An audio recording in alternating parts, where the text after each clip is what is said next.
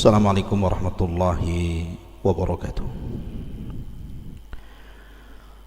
Alhamdulillah, alhamdulillahilladzi arsala rasulahu bil huda wa dinil haq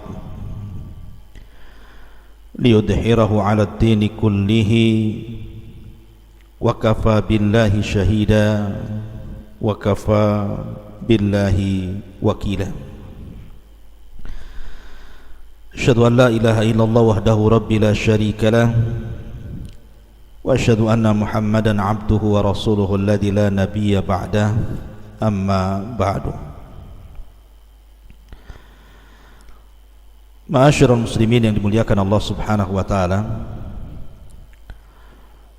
alhamdulillah di malam hari ini kembali Allah Subhanahu wa taala pertemukan kita di tempat yang insyaallah diberkahi, di Masjid Jabal Uhud, dan kita senantiasa bersyukur kepada Allah Azza wa Jal masih bisa bermuajahah, bertatap muka walaupun lewat media dalam rangka thalabul ilmi. Salawat dan salam kita aturkan kepada Rasul kita yang mulia, salawatullah alaihi wassalamuhu. Allahumma salli ala Muhammad wa ala alihi wa sahbihi wa man sara ala nahjihi ila yaumiddin. Pembahasan di malam hari ini kita akan membahas tentang sihir dan tanda-tanda orang yang terkena sihir. Tentu saya tidak akan menjabarkan karena pembahasan ini sangat panjang sekali. Tapi di sini saya akan menjelaskan tentang 5 mimpi yang kalau Anda bermimpi dengan 5 perkara ini, boleh jadi Anda sedang terkena sihir atau akan terkena sihir.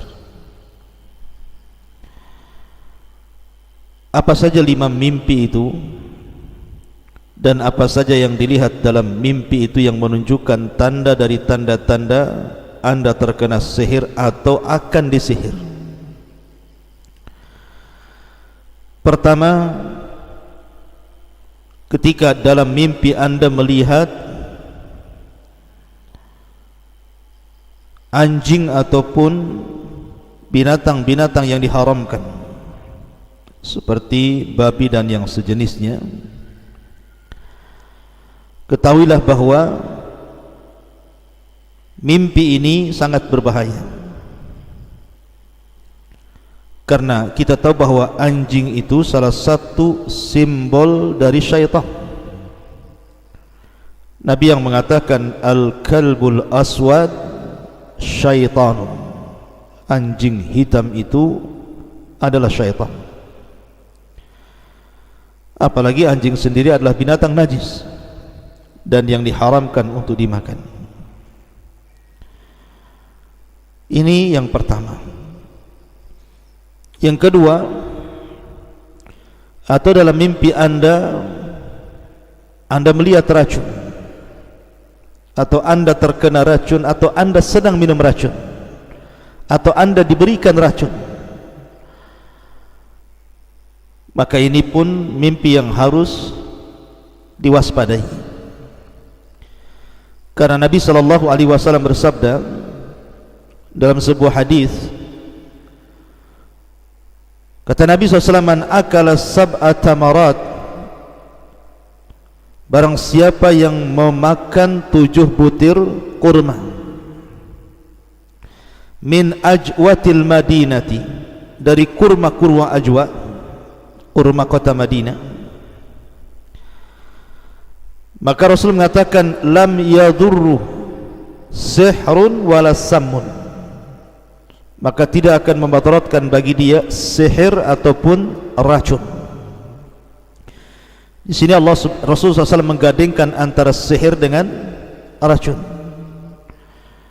menunjukkan kalau orang mimpi meminum racun, disediakan racun, atau sedang meminum racun atau terkena racun dan begitu seterusnya, maka waspadai mimpi anda. Boleh jadi ini bagian daripada mimpi bahwa anda sedang terkena sihir atau mungkin anda akan disihir. Wallahu a'lam. Kemudian yang ketiga, ketika dalam mimpi anda melihat semacam ular, kalajengking dan binatang-binatang yang berbisa lainnya, mungkin ular-ular itu dalam mimpi menyerang anda, atau anda sedang dililit ular, atau anda sedang di tengah-tengah ular dan begitu seterusnya, maka mimpi ini juga waspadai. Karena ular itu salah satu binatang yang digunakan oleh tukang-tukang sihir Fir'aun ketika duel dengan Nabi Musa alaihi salatu wassalam. Ketika Allah katakan qala bal alqu fa idza hibaluhum wa isiyuhum yukhayyalu ilaihi min sihrihim annaha tas'a. Ketika Musa katakan silahkan kalian lempar, maka kemudian mereka pun melempar tali-tali yang ada di tangan-tangan mereka, maka kemudian dihayalkan seolah-olah tali-tali itu menjadi ular-ular yang bergerak. Ya, ular ini salah satu simbol dari tukang-tukang sihir Fir'aun. Maka kalau anda bermimpi melihat ular, dililit ular, digigit ular, hidup sama ular gitu ya, waspadai mimpi ini. Boleh jadi anda sedang terkena sihir atau akan ditimpa sihir. Kemudian yang keempat,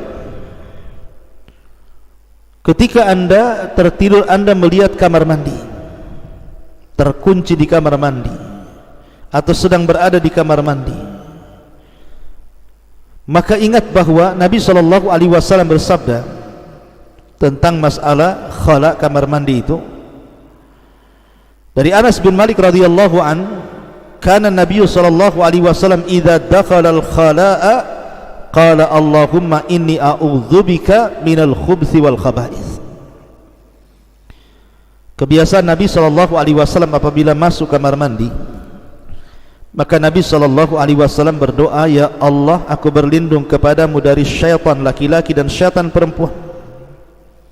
Ya, karena kamar mandi itu dan yang semacamnya, baik yang ada WC atau yang tidak, adalah tempat dari sarang-sarang syaitan. Maka kalau anda kemudian bermimpi melihat kamar mandi, terkurung di kamar mandi dan begitu seterusnya, hati-hati, waspadai mimpi anda ini.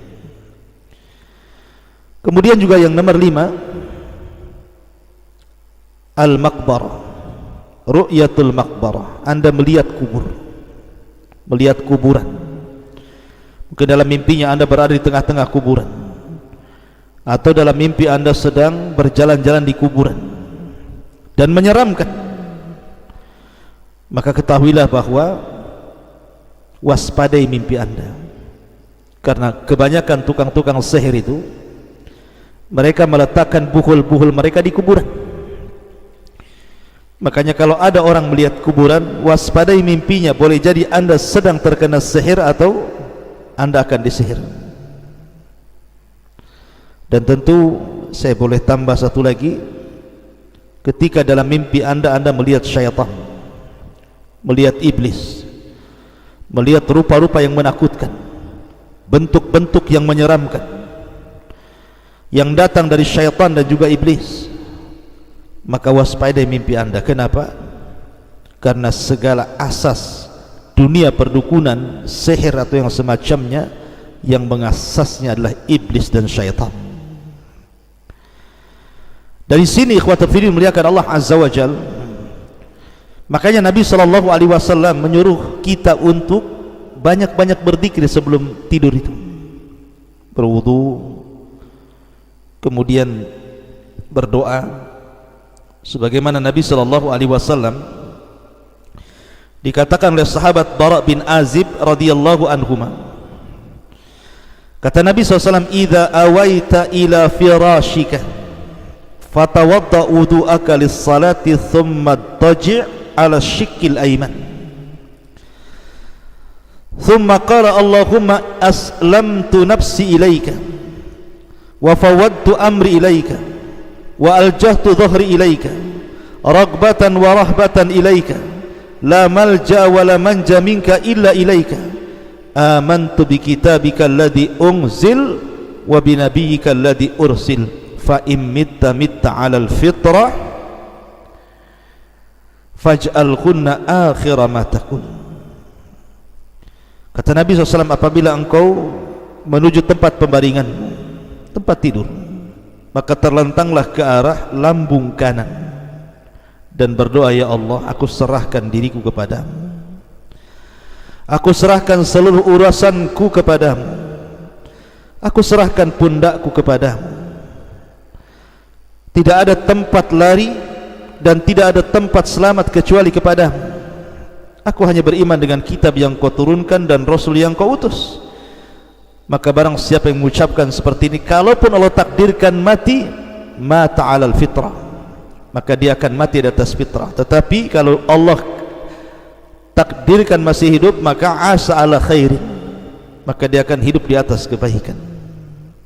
Makanya juga disunnahkan membaca qul a'udzu birabbil falaq, qul a'udzu birabbin nas, qul huwallahu ahad, kemudian diusapkan dari ujung kepala sampai kaki supaya tidak ada gangguan dari syaitan.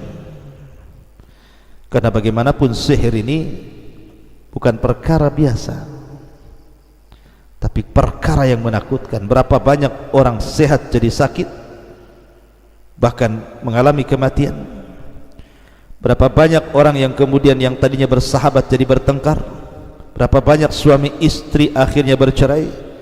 Berapa banyak orang bermusuhan dan bertumpahan darah dan begitu seterusnya. Ini akibat pengaruh sihir. Makanya kita berdoa kepada Allah Subhanahu wa taala agar Allah Subhanahu wa taala jauhkan kita dari segala jenis sihir yang dikirimkan oleh tukang-tukang sihir yang jahat. Subhanakallah bihamdika asyhadu an la ilaha illa anta astaghfiruka wa atubu ilaik. Allah ta'ala. Assalamualaikum warahmatullahi wabarakatuh.